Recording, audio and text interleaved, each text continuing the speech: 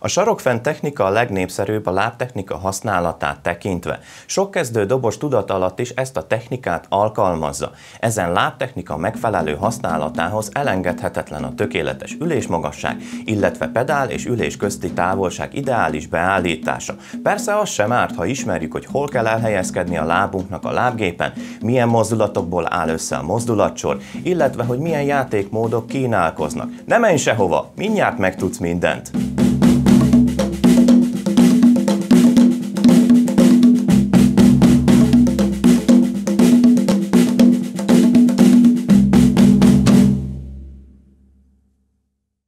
Ha sarokfent technikáról beszélünk, akkor többről van szó, mint egy technikáról. A különböző technikák használata tempótól függ, ezekre még később kitérek. A sarokfent technika esetében teljesen mindegy, hogy teli vagy osztott talpas lábgéped van. A sarokrész vége vagy a pedál vége csak viszonyítási alapként szolgál ennél a technikánál. Helyezd a lábadat a pedálra úgy, hogy a sarkad vége a sarokrész vagy a pedál végénél legyen, majd csúsztasd le a pedálról a lábadat addig, míg a sarkad felénél nem lesz a sarokrész vagy a pedál vége. Ez az alappozíciód, így a lábujjaid a pedál tengelyénél lesznek. Ez az a pont, ahol a legnagyobb erőt tudod kifejteni a lábgépre, és folyamatos lendületben tudod tartani.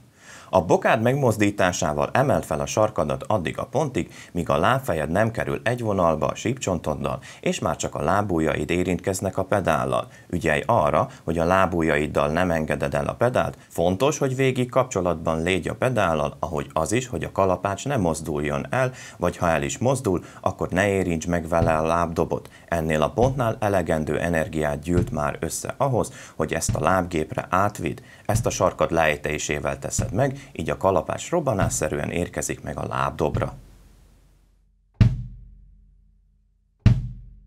Ezt a lábmozdulatot a Müller-Stroke-kal lehet összehasonlítani. Rengeteg izom dolgozik, egészen váltól indul a mozdulat, hogy az ütő gyorsan és nagy erővel érkezzen meg a dobra. Egy downstroke-nak felel meg. Ez a sarokfent technikánál sincs másként, aminél a láb, a comb és a fenék izmokat vesszük igénybe, hiszen a mozdulat csípőtől indul. A mozdulat természetességéből adódóan az egész lábadat használod. Főként olyan ritmusoknál tudod alkalmazni ezt a technikát, amikben ritkában szólal meg a lábdob, mert akkor van időd előkészíteni ezt a nagyon hangos ütést. Egy bizonyos tempó után már nincs időd megmozdítani a bokádat, hogy a sarkad felemelkedjen.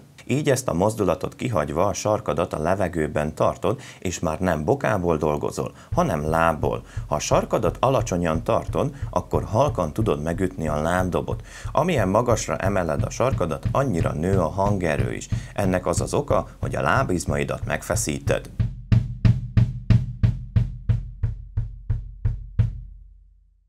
Ha megint olyan tempóhoz érkezel, amikor már megterhelő az egész lábadat mozdítani, akkor a térdedet fixáld egy ponton, és a bokád felle mozgatásával nyomd le a pedált. Ügyelj arra, hogy a lábujjaid egy ponton érintkezzenek a pedállal, mert ha túl sokat táncolnak rajta, akkor a folyamatos korrigálás miatt elveszik a játékodból a lendület.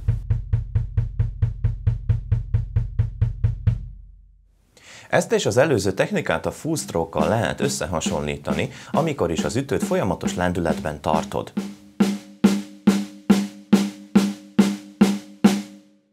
Az eddigi technikákat úgy mutattam be, hogy a kalapácsot nem hagytam benne a lábdobban. Van még egy játékmód, amikor benne hagyom a kalapácsot. Ez az első technikától a következő részletekben különbözik.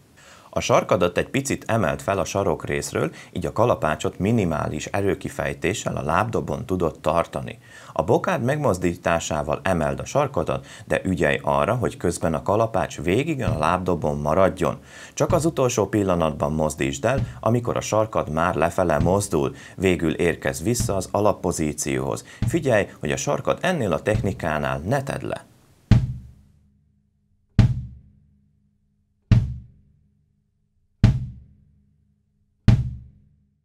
Használd is ezeket a technikákat. Egy ritmuspiramis gyakorlat segít mind a 4 technika mozdulatait elsajátítani. A kezekkel negyedes 4-2 kíséretet vigyél, lábbal pedig 2 ütemenként vásd a hangjegyértékeket. A hangjegy hosszúságának függvényében fog a lábmozdulatod is lerövidülni, vagy meghosszabbodni. Negyednél és nagy trioláknál mozdul a bokád és az egész lábad. Nyolcadnál és triolánál már a bokád nem mozdul, csak a lábad.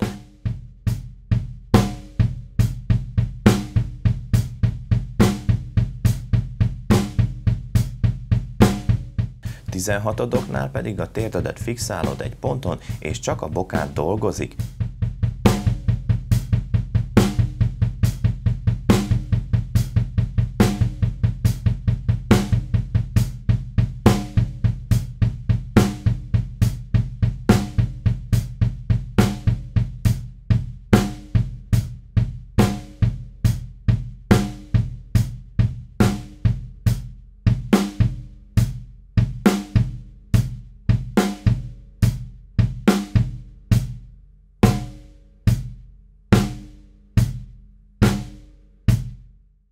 Negyednél és nagy triolánál próbáld ki úgy is, hogy a kalapácsot benne hagyod a lábdobban.